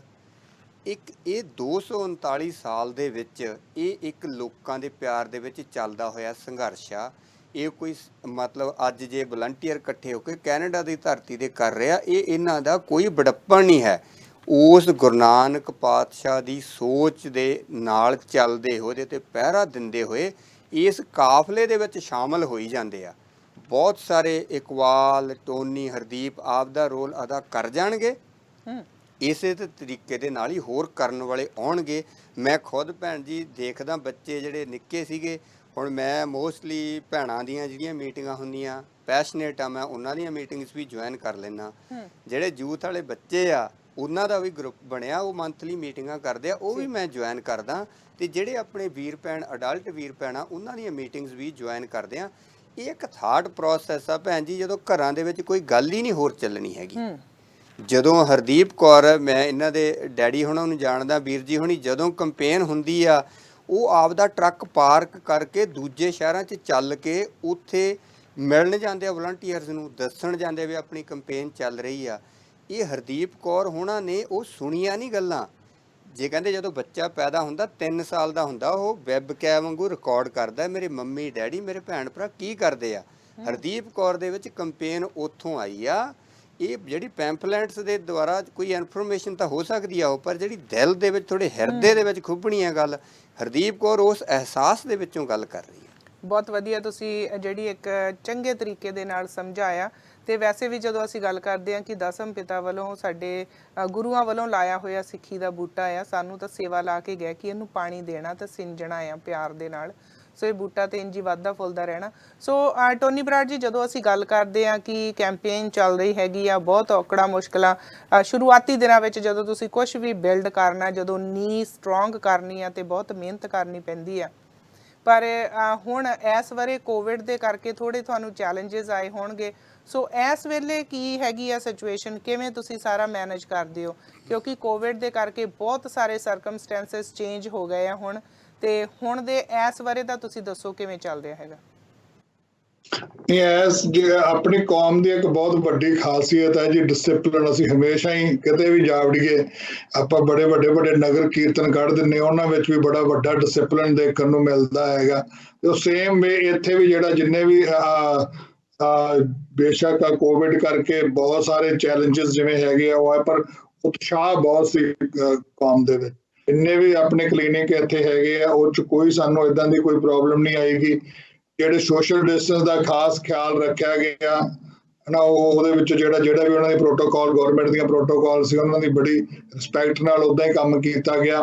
ਤੇ ਕਿਉਂਕਿ ਉਹਦੇ ਵਿੱਚ ਆਈ ਥਿੰਕ ਜਿਹੜਾ ਇਹਨੂੰ ਆਈ ਬਲੀਵ ਕਿ ਜਿਹੜਾ ਕੋਈ ਵੀ ਕੰਮ ਆਪਾਂ ਕਿਉਂ ਕਰਨ ਦੇ ਵਿੱਚ, ਜਿਵੇਂ ਨਾ ਵੀ ਕੀ ਕਰਨ ਦੇ ਲਈ ਕਿਉਂ ਕਰਨਾ ਬਹੁਤ ਜ਼ਰੂਰੀ ਹੈ। ਵੀ ਤੁਸੀਂ ਕਿਉਂ ਕਰ ਰਹੇ ਹੋ, ਆਪਾਂ ਨੂੰ ਸਾਰਿਆਂ ਨੂੰ ਬੜਾ ਕਲੀਅਰ ਹੈ ਕਿ ਜਿਹੜਾ ਇਹ ਕਿਉਂ ਹੈਗਾ ਕਿ ਜਾਨਾਂ ਬਚਾਉਣ ਦੀ ਗੱਲ ਕਰਨੀ ਹੈ ਕਿਸੇ ਦੇ, ਹਨਾ, ਕਿਸੇ ਨੂੰ ਬਲੱਡ ਡੋਨੇਟ ਕਰਨਾ ਹੈ, ਜਾਨ ਬਚਾਉਣ ਦੀ ਗੱਲ ਕਰਨੀ ਹੈ, ਕਿ ਜਾਨ ਲੈਣ ਦੀ ਜਿਹੜੀ ਸੋਚ ਹੈਗੀ ਆ ਉਹ ਤਾਂ ਵਿਪਰਬਲ ਸੋਚ ਹੈਗੀ ਆ ਕਿ ਅਸੀਂ ਤਾਂ ਜਾਨ ਲੈਣੀ ਹੈ। ਪਰ ਇੱਧਰ ਜਾਨ ਲੈਣ ਦੀ ਗੱਲ ਨਹੀਂ ਹੈਗੀ, ਜਾਨ ਬਚਾਉਣ ਦੀ ਗੱਲ ਹੈ, ਹਨਾ। ਉਹ ਜਾਨ ਬਚਾਉਣ ਲਈ ਫਿਰ ਜੋ ਵੀ ਇਹ ਪ੍ਰੋਟੋਕਾਲਸ ਹੈਗੀਆਂ, ਜੋ ਵੀ ਉਹ ਸਾਰੀਆਂ ਪੂਰੇ ਤਰੀਕੇ ਦੇ ਨਾਲ ਮੇਜਰ ਕੀਤੀਆਂ ਜਾਂਦੀਆਂ। ਤੇ ਬਹੁਤ ਚੰਗਾ ਲੱਗਦਾ ਜਦੋਂ ਯੂਥ ਅੱਗੇ ਆਉਂਦੀ ਹੈ। ਜਿਵੇਂ ਮੇਰੇ ਖੁਦ ਆਪਣੇ ਵੀ, ਮੈਂ ਹਰਦੀਪ ਬੇਟੇ ਨਾਲ ਬਿਲਕੁਲ ਸਹਿਮਤ ਹਾਂ ਇਸ ਗੱਲ ਨਾਲ, ਕਿਉਂਕਿ ਮੇਰੇ ਖੁਦ ਆਪਣੇ ਜਿਹੜੇ ਵੱਡਾ ਬੇਟਾ, ਮੇਰੀ ਬੇਟੀ, ਉਹ ਸਾਰੇ ਡੋਨਰ ਹੈਗੇ ਆ। ਔਰ ਉਹ ਇਸੇ ਕਰਕੇ ਹੀ ਹੈ ਕਿਉਂਕਿ ਅਸੀਂ ਇਸ ਕੰਪੇਨ ਦੇ ਨਾਲ ਜੁੜੇ ਹੋਏ ਸੀਗੇ। ਤੇ ਉਹ ਮਤਲਬ ਇਹੀ ਜਿਹੜੀ ਸੇਧ ਅਸੀਂ ਬੱਚਿਆਂ ਨੂੰ ਦੇ ਜਾਈਏ ਅੱਗੇ, ਕੱਲ ਨੂੰ ਮੈਂ ਇੱਥੇ ਰਵਾਂ ਨਾ ਰਵਾਂ, ਪਰ ਜਿਹੜੇ ਸਾਡੇ ਯੂਥ ਅੱਗੇ ਹੈਗਾ, ਜਿਹੜਾ ਫਿਊਚਰ, ਜਿਨ੍ਹਾਂ ਨੇ ਇਸ ਸੋਚ ਨੂੰ, ਜਿਹੜੀ ਸਰਬੱਤ ਦੇ ਭਲੇ ਦੀ ਨਾਨਕ ਨਾਮ ਲੈਵਾ ਸੋਚ ਹੈਗੀ ਹੈ, ਉਹ ਸੋਚ ਨੂੰ ਅੱਗੇ ਲੈ ਕੇ ਜਾਣਾ ਹੈ ਔਰ ਇਹ ਕੰਪੇਨ ਦੇ ਜ਼ਰੀਏ ਅੱਗੇ ਲੈ ਕੇ ਜਾਣਾ ਹੈ। ਉਹ ਜਦੋਂ ਯੂਥ ਦੇ ਪਕੜ ਦੇ ਵਿੱਚ ਇਹ ਚੀਜ਼ ਆ ਗਈ ਤਾਂ ਮੈਨੂੰ ਲੱਗਦਾ ਹੈ ਕਿ ਅਸੀਂ ਜਿਹੜੀਆਂ ਆਪਣੀ ਜਿਹੜੀ ਸੋਚ ਅੱਗੇ ਟ੍ਰਾਂਸਫਰ ਕਰਨੀ ਹੈ, ਜੋ ਵੀ ਹੈ ਨਾ, ਜਿਹੜਾ ਇਨਹੈਰੈਂਟ ਟ੍ਰਾਂਸਫਰ ਕਰਨਾ, ਉਹ ਡਨ ਹੋ ਜਾਣਗੇ। ਤੇ ਉਹਦੇ ਸਾਨੂੰ ਬਹੁਤ ਪ੍ਰਾਊਡ ਹੈ ਕਿ ਅਸੀਂ ਬੜੇ ਡਿਸਿਪਲਿਨ ਦੇ ਵਿੱਚ ਇਹ ਕੰਪੇਨ ਚਲਾਉਣੇ ਆ ਹਮੇਸ਼ਾ। ਤੇ ਉਹਦੇ ਨਾਲ ਜੋ ਵੀ ਗਵਰਨਮੈਂਟ ਪ੍ਰੋਟੋਕਾਲ ਤਾਂ ਹਮੇਸ਼ਾ ਮੇਜਰ ਹੈਗੀਆਂ ਉਹਦੇ ਵਿੱਚ ਜੀ। ਹੁੰਦੇ ਆ। ਤੇ ਹਰਦੀਪ, ਜਦੋਂ ਅਸੀਂ ਗੱਲ ਕਰਦੇ ਹੈਗੇ ਆ ਹੁਣ, ਜਿਵੇਂ ਸਾਨੂੰ ਟੋਨੀ ਬਰਾੜ ਹੋਣਾ ਨੇ ਦੱਸਿਆ ਕਿ ਸਿਚੁਏਸ਼ਨ ਕਿਵੇਂ ਦੀ ਆ, ਸੋ ਕਿਹੜੇ ਚੈਲੰਜਸ ਆਏ ਤੁਹਾਨੂੰ ਇਸ ਬਾਰੇ, ਕੀ ਕਿਵੇਂ ਤੁਸੀਂ ਇਹ ਸਾਰਾ ਮੈਨੇਜ ਕਰ ਰਹੇ ਹੋ ਹੁਣ, ਕਿਉਂਕਿ ਹੁਣ ਕੋਵਿਡ ਨੇ ਬਹੁਤ ਕੁਝ ਚੇਂਜ ਕਰ ਦਿੱਤਾ, ਸੋ ਸਾਡੀ ਜ਼ਿੰਦਗੀ ਇੱਕਦਮ ਹੀ ਬਦਲ ਗਈ ਆ, ਔਰ ਤੁਸੀਂ ਦੱਸੋ ਕਿ ਕਿਵੇਂ ਚੱਲ ਰਿਹਾ ਸਾਰਾ ਕੁਝ? ਹਾਂਜੀ, ਐਕਚੁਅਲੀ ਜਦੋਂ ਕੋਵਿਡ ਸ਼ੁਰੂ ਹੋਇਆ, I think a lot of people were panicked, but ਇੱਕ ਵਾਰ ਨਹੀਂ ਸੋਚਿਆ ਕਿ ਜਿਹੜੀ ਕੈਂਪੇਨ ਇਹ ਕਦੇ ਕਿ ਅਗਲੇ ਸਾਲ ਪੋਸਟਪੋਨ ਹੋਣੀ, ਵੀ ਨਿਊ ਕਿ ਜਿਹੜਾ ਮਿਸ਼ਨ ਹੈਗਾ ਆ is to save lives, right? So even ਜੇ COVID ਆ ਗਈ, ਕੋਈ ਨਾ ਕੋਈ ਪੈਂਡੈਮਿਕ ਆ ਗਿਆ, ਕਿ ਜਿਹੜਾ ਮਿਸ਼ਨ ਹੈ to save people's lives, it cannot be paused, it cannot be postponed, right? So yes, just like Tony Vijay said, there was a lot of protocols, especially being in Alberta, snow ਪੈਣੀ ਸ਼ੁਰੂ ਹੋ ਜਾਂਦੀ ਹੈ, so just then campaign, ਸਾਰੀਆਂ phone calls ਹੋਈਆਂ, ਵੈਸੇ ਵੀ ਗੁਰਦੁਆਰਾ ਸਾਹਿਬ ਜਿਹੜੇ volunteer Edmonton 'ਚ ਹੈਗੇ, ਕੈਲਗਰੀ 'ਚ ਹੈਗੇ, ਉੱਥੇ ਸਟਾਲ ਲਾ ਲੈਂਦੇ ਹੁੰਦੇ ਆ, ਬਟ ਇਸ ਸਾਲ ਗੁਰਦੁਆਰਾ ਸਾਹਿਬ ਨਹੀਂ ਹੋਇਆ, so we were doing a lot of phone calls, ਅਸੀਂ ਇੱਕ WhatsApp group ਬਣਾ ਕੇ ਕਾਲ ਕੈਂਪੇਨ ਕਰ ਲੈਣੀ, ਫਿਰ at the end of the night ਪੁੱਛਣਾ ਕਿ ਕਿੰਨੀਆਂ phone calls ਹੋਈਆਂ, ਕਿੰਨੇ ਕਿਹੋ ਜਿਹੇ question ਆਏ, right? So it was very smooth. ਉਹਦੇ ਨਾਲ ਕੀ ਹੋ ਗਿਆ, ਜਿਹੜੀ blood donation ਜਿਸ ਦਿਨ campaign C, we made sure all protocols were there, because ਉਹਦੇ ਨਾਲ ਇੱਕ ਤਰੀਕਾ ਸੀਗਾ ਕਿ ਜਦੋਂ ਵੀ ਡੋਨਰਸ ਨੂੰ ਫੋਨ ਕਰਨਾ ਕਿ ਕੋਵਿਡ ਕਰਕੇ, ਸੋ ਕੋਈ ਹੈਜ਼ੀਟੈਂਸ ਨਹੀਂ ਸੀ ਹੁੰਦੀ, ਕਿ ਸਾਰਿਆਂ ਨੂੰ ਅੰਡਰਸਟੈਂਡਿੰਗ ਸੀਗੀ ਕਿ we have to follow these rules. But actually just then campaign ਹੋਣੀ ਸੀ, ਉਸ ਰਾਤ ਸਾਡੀ we had a snowfall in Calgary and Edmonton, so -10 degree temperature ਸੀਗਾ, so ਉਹਦੇ ਵਿੱਚ ਥੋੜੀ ਜਿਹੀ ਆ ਗਿਆ ਸੀਗਾ ਕਿ okay, ਕਈ ਡੋਨਰਸ perhaps late ਆਉਗੇ, ਕਈ ਵਾਰੀ stuck ਹੋ ਜਾਂਦੇ ਆਪਾਂ ਟ੍ਰੈਫਿਕ 'ਚ, ਜੋ ਵੀ weather conditions ਹੁੰਦੀਆਂ ਆ, but you won't believe it, like even I was very surprised ਕਿ ਜਿਹੜੀ response ਸੀਗਾ, it was much more than I would say last year, right? Because ਉਹਦੇ ਵਿੱਚ ਕੀ ਹੈ ਕਿ ਜਿਹੜੇ ਉਹ call campaign ਸੀ, ਉਹ very strong ਸੀਗੀ, ਲੋਕਾਂ ਨੂੰ ਪਤਾ ਸੀਗਾ ਕਿ now we need this, now we need to save lives more than ever, right? There is a health crisis. And ਉਹਦੇ ਨਾਲ ਕੀ ਸੀਗਾ ਕਿ at the day of the campaign ਬਹੁਤ ਵਧੀਆ ਹੋਇਆ ਸੀ, we had limited volunteers, they were only allowed 5 to 7 volunteers, social distancing was in play, but every donor came, and it was very very successful campaign this year, ਜਿੱਥੇ ਕਿ ਆਪਣਾ ਜੋ ਵੀ donation count ਸੀ ਉਹ ਤੋਂ surplus C, we had to actually turn down donors at the end because we were having an overflow, so ਬਹੁਤ ਵਧੀਆ ਰਿਹਾ ਸੀ ਅਸਲ। ਕੀ ਬਾਤ ਹੈ ਜੀ। ਔਰ ਇਕਬਾਲ ਜੀ, ਜਦੋਂ ਅਸੀਂ ਗੱਲ ਕਰਦੇ ਹਾਂ BC ਦੀ, ਸੋ BC ਦੇ ਬਾਰੇ ਦੱਸੋ ਕਿ BC ਦੇ ਵਿੱਚ ਹਾਲੇ ਮੇਰੇ ਖਿਆਲ ਦੇ ਵਿੱਚ ਐਬਸਫੋਰਡ ਦੇ ਵਿੱਚ ਅੱਜ ਹੈ, ਔਰ ਕੱਲ ਵੀ ਐਬਸਫੋਰਡ ਦੇ ਵਿੱਚ ਹੋਣ ਜਾ ਰਿਹਾ ਹੈਗਾ, ਔਰ ਥੋੜਾ ਜਿਹਾ ਸਾਨੂੰ ਤੁਸੀਂ BC ਦਾ ਦੱਸੋ ਕਿ ਕੋਵਿਡ ਕਾਰਨ ਤੁਹਾਨੂੰ ਇੱਥੇ ਕਿਹੜੀਆਂ ਮੁਸ਼ਕਲਾਤ ਆਈਆਂ ਤੇ ਕਿਵੇਂ ਸਾਰਾ ਕੁਝ ਮੈਨੇਜ ਕੀਤਾ? ਭੈਣ ਜੀ, ਜਦੋਂ ਕਦੇ ਵੀ ਦੁਨੀਆ ਦੇ ਉੱਤੇ ਕੋਈ ਕ੍ਰਾਈਸਿਸ ਆਉਂਦਾ ਨਾ, ਉਹ ਅਪਰਚੁਨਿਟੀ ਵੀ ਨਾਲ ਲੈ ਕੇ ਆਉਂਦਾ ਵਾ ਜੀ, ਬਿਲਕੁਲ, ਪਰ ਪ੍ਰੋਵਾਈਡਡ ਉਸ ਨੂੰ ਅਪਰਚੁਨਿਟੀ ਦੇ ਵਿੱਚ ਕਨਵਰਟ ਕਰਨ ਦੇ ਲਈ ਤਤਪਰਤਾ ਹੋਵੇ। ਜਿਹੜੀ ਗੱਲ ਰਹੀ ਵੀ ਚੈਲੰਜਸ ਦੀ, ਜੇ ਆਪਾਂ ਫਿਰ ਸਿੱਖ ਇਤਿਹਾਸ ਦੇ ਵਿੱਚ ਇਸ ਚੀਜ਼ ਨੂੰ ਦੇਖਦੇ ਹਾਂ ਭੈਣ ਜੀ, ਜਦੋਂ ਲਾਹੌਰ ਦੇ ਵਿੱਚ ਮਹਾਂਮਾਰੀ ਫੈਲ ਗਈ ਤੇ ਇਹ ਬੜਾ ਸਧਾਰਨ ਆ ਵੀ ਜਿਹੜੀਆਂ ਥਾਵਾਂ ਦੇ ਉੱਤੇ ਆਬਾਦੀ ਜ਼ਿਆਦਾ ਸ਼ਹਿਰਾਂ ਦੇ ਵਿੱਚ, ਉੱਥੇ ਇਹੋ ਜਿਹੀਆਂ ਮਹਾਂਮਾਰੀਆਂ ਜ਼ਿਆਦਾ ਵੱਡੇ ਪੱਧਰ ਤੇ ਅਟੈਕ ਕਰਦੀਆਂ। ਪੰਜਵੇਂ ਪਾਤਸ਼ਾਹ ਗੁਰੂ ਅਰਜਨ ਸਾਹਿਬ ਉਹ ਅੰਮ੍ਰਿਤਸਰ ਤੋਂ ਲਾਹੌਰ ਨੂੰ ਰਸਦਾਂ ਲੈ ਕੇ, ਮੈਡੀਕਲ ਇਲਾਜ ਦੀਆਂ ਟੀਮਾਂ ਲੈ ਕੇ ਉਧਰ ਨੂੰ ਬਹੀਰਾਂ ਕੱਤੀਆਂ, ਜਿੱਥੇ ਲੋਕ ਸ਼ਹਿਰ ਛੱਡ ਕੇ ਭੱਜ ਰਹੇ ਨੇ। ਜੀ ਬਿਲਕੁਲ। ਪਰ ਜਿਹੜਾ ਸਿੱਖ ਦਾ ਇੱਕ ਕਿਰਦਾਰ ਆ, ਜਦੋਂ ਆਪਦੇ ਗੁਰੂ ਨੂੰ ਸਮਰਪਿਤ ਹੋ ਜਾਂਦਾ ਭੈਣ ਜੀ, ਉਦੋਂ ਉਹ ਡਿਸਿਪਲਿਨ ਤਾਂ ਕੀ, ਉਹ ਆਪਣਾ ਆਪ ਕੁਰਬਾਨ ਕਰ ਦਿੰਦਾ। ਸਿਰਫ ਗੱਲ ਸਮਰਪਤਾ ਦੀ ਆ, ਗੁਰੂ ਨੂੰ ਇਸ ਤਰੀਕੇ ਦੇ ਨਾਲ ਸਮਰਪਿਤ ਆ, ਲੋਕ ਆਪਣੇ ਆਪ ਨੂੰ ਰਿਅਲਾਈਜ਼ ਕਰਦੇ ਆ ਅਸੀਂ ਕੀ ਆ। ਸਿੱਖ ਕਹਿਣ ਦਾ ਨਹੀਂ, ਸਿੱਖ ਕਿਰਦਾਰ ਦਾ ਵਾ। ਸੋ ਉੱਥੇ ਭੈਣ ਜੀ ਇਹ ਜੇ ਕੋਵਿਡ ਵਰਗੀਆਂ ਤਾਂ ਚੀਜ਼ਾਂ ਕੁਛ ਵੀ ਨਹੀਂ, ਇੱਦੋਂ ਵੱਡੀਆਂ ਨੂੰ ਵੀ ਸਰ ਕਰਿਆ। ਵੀਰ ਭੈਣਾਂ ਨੇ ਇੰਨਾ ਡਿਸਿਪਲਿਨ, ਉਹ ਕੈਨੇਡੀਅਨ ਬਲੱਡ ਸਰਵਿਸ ਵਾਲੇ ਮੰਨ ਰਹੇ ਆ। ਉਹਨਾਂ ਦੀ ਇੱਕ ਕੋਆਰਡੀਨੇਟਰ ਲੇਡੀ ਇੰਚਾਰਜ ਮੈਨੂੰ ਕਹਿੰਦੀ ਵੀ ਜਿਹੜੇ ਹੋਰ ਆਰਗੇਨਾਈਜੇਸ਼ਨ ਵਾਲੇ ਆ, ਵੀ ਅਸੀਂ ਚਾਹੁੰਦੇ ਆ ਵੀ ਤੁਸੀਂ ਤੁਹਾਡੇ ਤੋਂ ਉਹ ਸਿੱਖਣ ਆ ਕੇ। ਹੁਣ ਤੁਸੀਂ ਇਸ ਚੀਜ਼ ਨੂੰ ਮਹਿਸੂਸ ਕਰਿਓ ਬਈ ਇਹ ਉਸ ਪਾਤਸ਼ਾਹ ਦੀ ਕੌਮ ਆ। ਬਲੱਡ ਦੇਣਾ, ਦੇ ਕੇ ਡਿਸਪਲਿਨ ਦੇ ਵਿੱਚ ਰਹਿਣਾ ਉਸ ਰਾਬਤੇ ਦੇ ਵਿੱਚ, ਪਰ ਦੇ ਕਾਹਦੇ ਲਈ ਰਹੇ ਆ?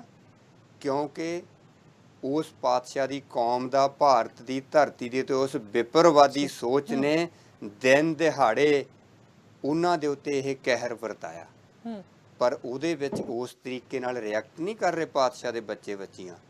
ਇੰਨੇ ਪਿਆਰ ਦੇ ਨਾਲ ਇੱਕ ਦੂਜੇ ਦੇ ਨਾਲ ਵਿਚਰਦੇ ਆ, ਉੱਥੇ ਆਉਣ ਵਾਲਿਆਂ ਦੇ ਨਾਲ। ਇਹ ਲਾਸਟ ਈਅਰ ਐਬਸਪੋਰਟ ਦੀ ਮੈਂ ਤੁਹਾਡੇ ਨਾਲ ਗੱਲ ਕਰ ਰਿਹਾ ਭੈਣ ਜੀ।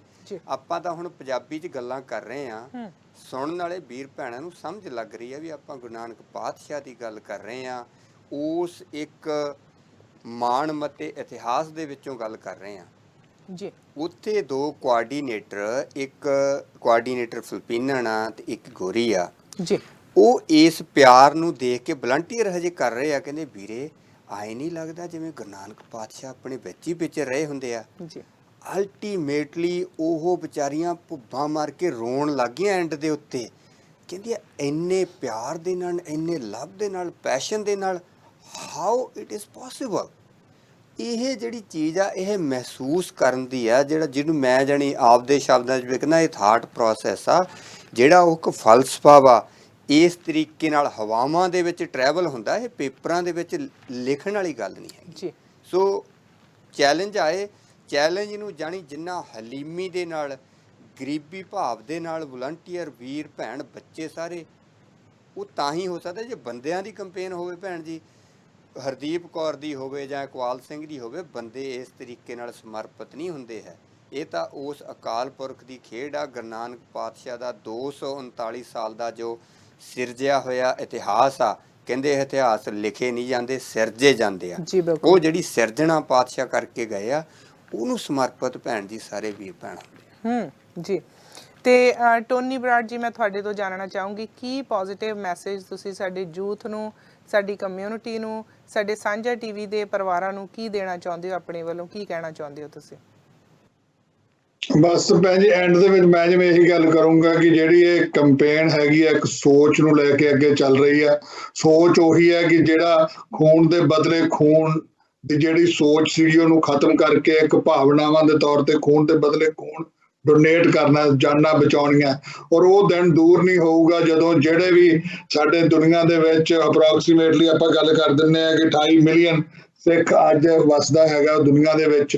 ਤੇ ਸੋਚ ਕੇ ਦੇਖੋ ਕਿ ਨਵੰਬਰ ਦੇ ਵਿੱਚ, ਸਾਰੇ ਨਵੰਬਰ ਦੇ ਵਿੱਚ ਹਰ ਉਹ ਸਿੱਖ ਜਿਹੜਾ ਉਹ ਨਾਨਕ ਨਾਮ ਲੇਵਾ ਜਿਹੜੀ ਸੋਚ ਹੈਗੀ ਹੈ, ਸਰਬੱਤ ਦੇ ਭਲੇ ਦੀ ਸੋਚ ਦੇ ਪਹਿਰਾ ਦਿੰਦਾ। ਤੇ ਉਹ ਜਾ ਕੇ ਜਦੋਂ ਆਪਣਾ ਖੂਨ ਦਾਨ ਕਰੂਗਾ, ਜਾ ਕੇ ਕਲੀਨਿਕਾਂ ਦੇ ਵਿੱਚ ਲਾਈਨ ਲੱਗ ਜੂਗੀ ਇੱਕ ਦਿਨ ਕਿ ਜਿਹੜਾ ਸਾਰੇ ਦਾ ਪੂਰਾ ਨਵੰਬਰ ਹੈ, 28 ਦੀ 28 ਮਿਲੀਅਨ ਕੌਮ ਜਿਹੜੀ ਹੈਗੀ ਆ, ਸਾਰੇ ਜਾ ਕੇ ਬਲੱਡ ਡੋਨੇਟ ਕਰਨ ਲੱਗ ਜਾਣਗੇ। ਉਸ ਦਿਨ ਸਾਡੀ ਕੌਮ ਦਾ ਜਿਹੜਾ ਮੈਸੇਜ ਹੈ ਉਹ ਦੁਨੀਆ ਦੇ ਉੱਪਰ ਕੀ ਹੋਊਗਾ, ਉਹਨੂੰ ਮੈਂ ਅੱਜ ਫੀਲ ਹੀ ਕਰ ਸਕਦਾ ਕਿ ਉਹ ਦਿਨ ਆਊਗਾ ਜ਼ਰੂਰ। ਹੋ ਸਕਦਾ ਉਹ ਅੱਜ ਆ ਜੇ, ਹੋ ਸਕਦਾ ਉਹ 10 ਸਾਲਾਂ ਨੂੰ ਆ ਜੇ, ਪਰ ਉਹ ਦਿਨ ਕਦੇ ਦੂਰ ਨਹੀਂ ਹੋਊਗਾ ਜਿੱਦੇ ਪਾਤਸ਼ਾਹ ਦੀ ਸਾਰੀ ਕੌਮ ਜਿਹੜੀ ਹੈਗੀ ਹੈ ਵਹੀਰਾਂ ਘੱਤ ਕੇ ਪੂਰੇ ਨਵੰਬਰ ਦੇ ਵਿੱਚ ਸਾਰੇ ਦੇ ਸਾਰੇ ਜਿੰਨੇ ਆਪਣੇ ਕਲੀਨਿਕ ਦੁਨੀਆ ਦੇ ਵਿੱਚ ਹੀ ਹੋਣਗੇ, ਉਹਦੇ ਅੱਗੇ ਨਾਨਕ ਨਾਮ ਲੇਵਾ ਸਿੱਖ ਖੜਾ ਹੋਊਗਾ ਔਰ ਉਹ ਸੋਚ ਦੇ ਅਗੇਂਸਟ ਖੜਾ ਹੋਊਗਾ ਕਿ ਜਿਹੜਾ ਇਹ ਜੈਨੋਸਾਈਡ ਮਾਈਂਡਸੈਟ ਹੈਗਾ, ਇੱਕ ਦੁਨੀਆ 'ਚ ਕਤਲੇਆਮ ਕਰਨ ਦਾ ਜਿਹੜੀ ਸੋਚ ਹੈਗੀ ਹੈ, ਉਹਨੂੰ ਅਸੀਂ ਜੜੋਂ ਖਾੜਾਂਗੇ, ਹਨਾ। ਖੂਨ ਦਾਨ ਕਰਕੇ ਜਾਨਾਂ ਬਚਾ ਕੇ, ਕਿਉਂਕਿ ਜਾਨ ਲੈਣਾ ਸਾਡਾ ਹੱਕ ਨਹੀਂ ਹੈਗਾ, ਜਾਨ ਬਚਾਉਣਾ ਮਹਾਰਾਜ ਨੇ ਸਾਨੂੰ ਬਖਸ਼ ਦਿੱਤੀ ਹੈ। ਤੇ ਉਹ ਉਸ ਚੀਜ਼ ਨੂੰ ਅਸੀਂ ਅੱਗੇ ਵਧਾਵਾਂਗੇ। ਬੜੇ ਮਹਾਰਾਜ ਨੇ ਕਿਰਪਾ ਕੀਤੀ ਹੈ, ਇੰਨੇ ਇੱਥੇ ਪਹੁੰਚ ਗਏ ਆ ਤੇ ਅੱਗੇ ਹੋਰ ਪਤਾ ਨਹੀਂ ਕਿੱਥੇ ਜਾਣਾ ਹੈਗਾ। ਪਰ ਇਹ ਹੈਗਾ ਕਿ ਇਹ ਬਹੁਤ ਵੱਡਾ ਇੱਕ ਕੌਜ਼ ਹੈਗਾ ਜਿਹੜਾ ਮਹਾਰਾਜ ਨੇ ਬਖਸ਼ਿਆ ਖੁਦ ਉਹ ਆਪ ਹੀ ਅੱਗੇ ਲੈ ਕੇ ਜਾਣਗੇ, ਤਾਂ ਕਿ ਉਹ ਜਿਹੜੀ ਪ੍ਰਭਾਵ ਸੋਚ ਹੈਗੀ ਹੈ, ਜਿਹੜੀ ਕਹਿੰਦੀ ਹੈ ਕਿ ਕਤਲੇਆਮ ਕਰਨ ਤੇ ਜਾਂ ਖੂਨ ਡੋਲਣ ਵਿੱਚ ਵਿਸ਼ਵਾਸ ਕਰਦੀ ਹੈ, ਉਹਦੇ ਅਗੇਂਸਟ ਅਸੀਂ ਕੁਝ ਕਹਿ ਸਕਦੇ। ਤੇ ਹਰਦੀਪ ਕੌਰ ਜੀ, ਮੈਂ ਤੁਹਾਡੇ ਤੋਂ ਜਾਣਨਾ ਚਾਹੂੰਗੀ ਤੁਹਾਡਾ ਯੂਥ ਨੂੰ ਤੇ ਬਾਕੀ ਲੋਕਾਂ ਨੂੰ ਕੀ ਮੈਸੇਜ ਹੋਊਗਾ ਆਪਣੇ ਵੱਲੋਂ? ਹਾਂਜੀ, ਮੇਰਾ actually ਜਿੱਦਾਂ ਇਕਬਾਲ ਵੀਰ ਜੀ ਨੇ ਕਿਹਾ ਸੀ, my message to the youth is actually not for the youth, is for the parents. You know, ਜਿੰਨੇ ਆਪਾਂ parents involved ਹੋਵਾਂਗੇ, the kids are watching every step of the way, right? to say jinne marji, like even if as much as we want to give information about 1984, we ourselves, our parents have to be first involved, right? Whether that may be donating blood, jaake clinic te tar ko nahi blood donate ho raha hai, just go to the clinic, visit the clinic. ਉਹਦੇ ਵਿੱਚ ਆਪ ਹੀ ਆਪ ਉਹ ਜਿਹੜੀ energy ਹੈ, ਜਿਹੜਾ environment ਆ, ਉਹ ਜਿਹੜਾ environment ਹੀ influence ਕਰ ਦਿੰਦਾ, right? So my message is for all the parents, please, you know, come out to these clinics, get your kids involved. ਤੁਸੀਂ ਆਪ ਕੱਲੇ ਨਾ ਆਓ, bring your kids with you, and that is how the youth will be involved. ਜੀ ਤੇ ਇਕਬਾਲ ਸਿੰਘ ਜੀ, ਮੈਂ ਤੁਹਾਡੇ ਤੋਂ ਜਾਣਨਾ ਚਾਹੂੰਗੀ ਕੀ ਮੈਸੇਜ ਦੇਣਾ ਚਾਹੁੰਦੇ ਹੋ ਤੁਸੀਂ ਪੂਰੇ ਵੋਲੰਟੀਅਰਸ ਨੂੰ ਤੇ ਪੂਰੇ ਪਰਿਵਾਰਾਂ ਨੂੰ ਜਿਹੜੇ ਇਸ ਵਕਤ ਸਾਨੂੰ ਦੇਖ ਰਹੇ ਆ ਜੀ?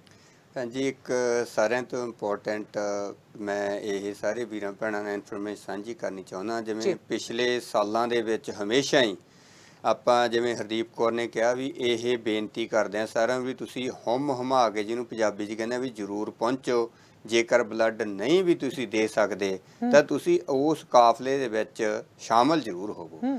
ਪਰ ਇਸ ਵਾਰੀ ਕੋਵਿਡ ਦੇ ਕਰਕੇ ਸਾਰੇ ਲੋਕਾਂ ਦੇ ਬਚਾਅ ਦੇ ਲਈ ਜਿਵੇਂ ਸੇਫਟੀ ਪ੍ਰੋਟੋਕੋਲ ਆ, ਉਹਨਾਂ ਨੂੰ ਫਾਲੋ ਕਰਦੇ ਆਪਾਂ ਸਾਰੇ ਵੀਰਾਂ ਭੈਣਾਂ ਨੂੰ ਇਹ ਬੇਨਤੀ ਕਰੀ ਆ ਵੀ ਬਾਏ ਦੀ ਅਪਾਇੰਟਮੈਂਟ ਆਇਓ, 15-20 ਮਿੰਟ ਤੋਂ ਪਹਿਲਾਂ ਉੱਥੇ ਤੁਸੀਂ ਨਾ ਪਹੁੰਚਿਓ, ਪਾਣੀ ਪੀ ਕੇ ਆਇਓ, ਨਾਲ ਆਪਦਾ ਖਾਣਾ ਖਾ ਕੇ ਆਇਓ, ਤਾਂ ਕਿ ਜਿਵੇਂ ਪਿਛਲੇ ਸਾਲਾਂ ਦੇ ਵਿੱਚ ਉੱਥੇ ਹੁੰਦਾ, ਮੈਂ ਤੁਹਾਡਾ ਪਿਛਲਾ ਪ੍ਰੋਗਰਾਮ ਸੁਣਦਾ ਸੀਗਾ, ਭੈਣ ਜੀ ਦੱਸਦੇ ਸੀ ਵੀ ਉੱਥੇ ਬਹੁਤ ਜ਼ਿਆਦਾ ਲੰਗਰ ਦੀ ਸੇਵਾ ਚੱਲਦੀ ਆ।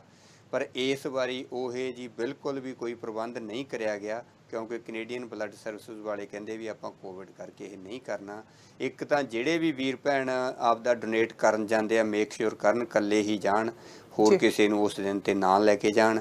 ਜੇ ਕਿਸੇ ਵੀਰ ਭੈਣਾਂ ਨੇ ਇੱਥੇ ਅਪਾਇੰਟਮੈਂਟ ਬੁੱਕ ਕਰਨੀ ਆ BC ਦੇ ਵਿੱਚ, ਉਹਦਾ ਸਪੈਸ਼ਲ ਨੰਬਰ ਆ 778 309 4784। ਉਹਦੇ 'ਤੇ ਫੋਨ ਕਰਕੇ ਤੁਸੀਂ ਆਪਣੀ ਇਨਫੋਰਮੇਸ਼ਨ ਲੈ ਸਕਦੇ ਹੋ। ਅਤੇ ਇੱਕ ਜਿਹੜੀ ਸਭ ਤੋਂ ਜ਼ਰੂਰੀ ਭੈਣ ਜੀ ਮੈਂ ਇਹ ਚੀਜ਼ ਸਾਂਝੀ ਕਰਨੀ ਆ ਵੀ ਕਈ ਵਾਰੀ ਆਪਾਂ ਨੂੰ ਗੁਰੂ ਨਾਨਕ ਪਾਤਸ਼ਾਹ ਨੇ ਮਾਨਸਿਕ ਤੌਰ 'ਤੇ ਆਜ਼ਾਦ ਕਰਿਆ ਵਾ ਜੀ, ਪਰ ਆਪਣੀ ਆਜ਼ਾਦੀ ਫੇਰ ਹੀ ਆ ਜੇ ਉਸ ਪਾਤਸ਼ਾਹ ਦੀ ਮੰਨੀਏ ਆਪਾਂ। ਪਾਤਸ਼ਾਹ ਨੂੰ ਨਹੀਂ ਮੈਂ ਕਹਿ ਰਿਹਾ, ਪਾਤਸ਼ਾਹ ਦੀ ਜੋ ਸੋਚ ਆ ਉਹ ਸਾਨੂੰ ਦੇ ਕੇ ਗਿਆ ਗੁਰ ਸ਼ਬਦ ਦੇ ਰਾਹੀਂ, ਉਸ ਨੂੰ ਮੰਨੀਏ। ਹੁਣ ਆਪਾਂ ਆਮ ਗੱਲਾਂ ਸੁਣਦੇ ਹਾਂ ਬਈ ਮੋਦੀ ਐਂ ਕਰਦਾ, ਅਮਿਤ ਸ਼ਾਹ ਐਂ ਕਰਦਾ, ਪੈਰਲਲ ਦੀਪ ਸਿੱਧੂ ਹੋਣੀ, ਲੱਖੇ ਸਿਧਾਣੇ ਹੋਣੀ, ਸਾਰੇ ਲੋਕ ਆਪੋ ਆਪਣੇ ਰੋਲ ਕਰ ਰਹੇ ਆ। ਪਰ ਇੱਕ ਚੀਜ਼ ਭੈਣ ਜੀ ਆਪਾਂ ਯਾਦ ਰੱਖੀਏ ਵੀ ਜਿਹੜਾ ਅਸਲੀ ਰਿਜ਼ਲਟ ਹੁੰਦਾ, ਕਦੇ ਵੀ ਤੁਸੀਂ ਕਿਸੇ ਕੰਪੀਟੀਸ਼ਨ ਦੇ ਵਿੱਚ ਜਾਣਾ, ਉਹ ਇਹ ਨਹੀਂ ਤੈਅ ਕਰਦਾ ਹੁੰਦਾ ਤੁਹਾਡਾ ਦੁਸ਼ਮਣ ਕਿੰਨੀ ਤਿਆਰੀ ਕਰਦਾ। ਨਤੀਜੇ ਇਸ ਗੱਲ 'ਤੇ ਤੈਅ ਹੁੰਦੇ ਆ ਕਿ ਤੁਹਾਡੀ ਤਿਆਰੀ ਕਿੰਨੀ ਆ, ਤੁਸੀਂ ਕੀ ਕਰ ਰਹੇ ਹੋ। ਹੁਣ ਅੱਜ ਆਪਾਂ ਤਾਂ 4 ਜਾਣੇ ਬੈਠੇ ਆ, 5ਵਾਂ ਆਪਣਾ ਵੀਰ ਕੈਮਰਾਮੈਨ ਆ, ਉਹ ਇਹ 'ਚ ਯੋਗਦਾਨ ਬਣਦਾ ਪਾ ਰਿਹਾ ਵਾ, ਪਰ ਆਪਾਂ ਨੂੰ ਸੁਣਨ ਵਾਲੇ ਤਾਂ ਲੱਖਾਂ ਹੀ ਵੀਰ ਭੈਣ ਨੇ। ਉਹ ਆਪਣਾ ਬਣਦਾ ਉਹ ਕੀ ਕਰਦੇ ਆ, ਨਤੀਜਾ ਇਸ ਚੀਜ਼ ਨੇ ਤੈਅ ਕਰਨਾ। ਆਪਾਂ ਮਾਨਸਿਕ ਤੌਰ 'ਤੇ ਆਜ਼ਾਦ ਹੋਈਏ, ਆਪਾਂ ਨੂੰ ਗੁਰੂ ਨਾਨਕ ਪਾਤਸ਼ਾਹ ਨੇ ਆਪਾਂ ਨੂੰ ਆਜ਼ਾਦ ਕਰਿਆ ਵਾ।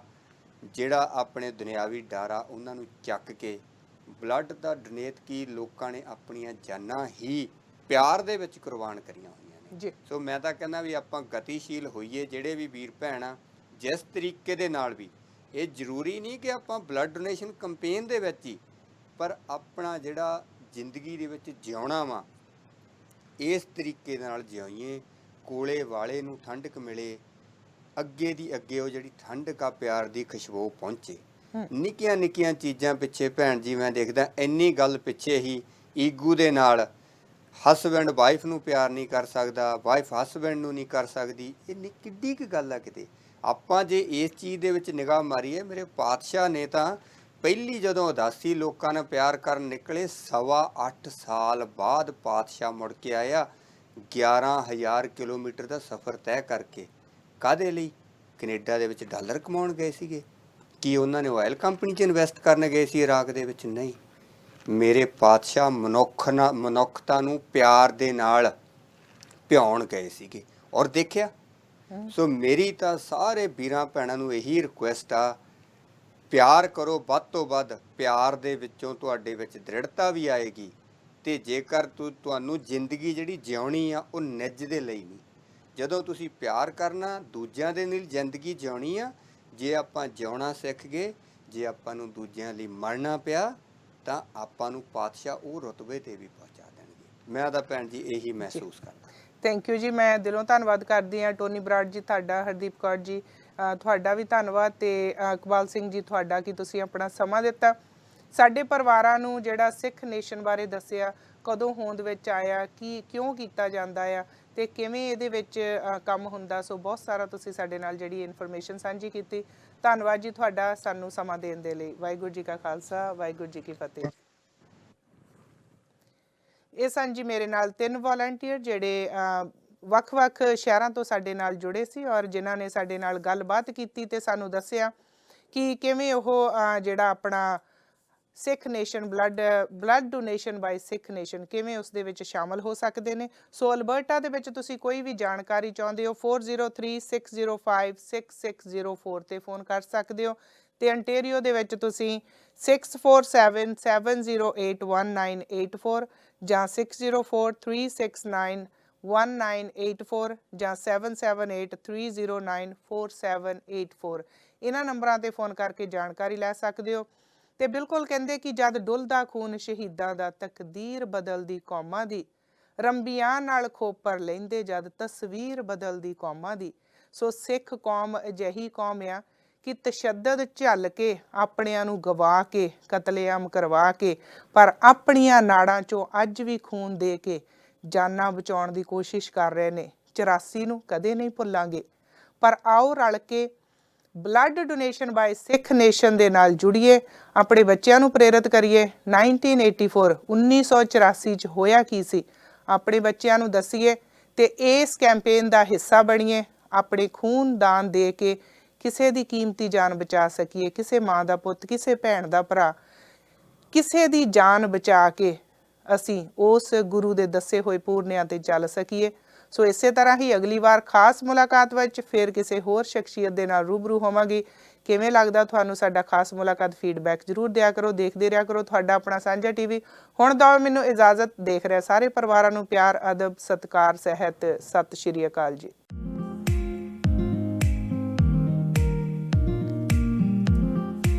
ਡਨ ਕਰਨ।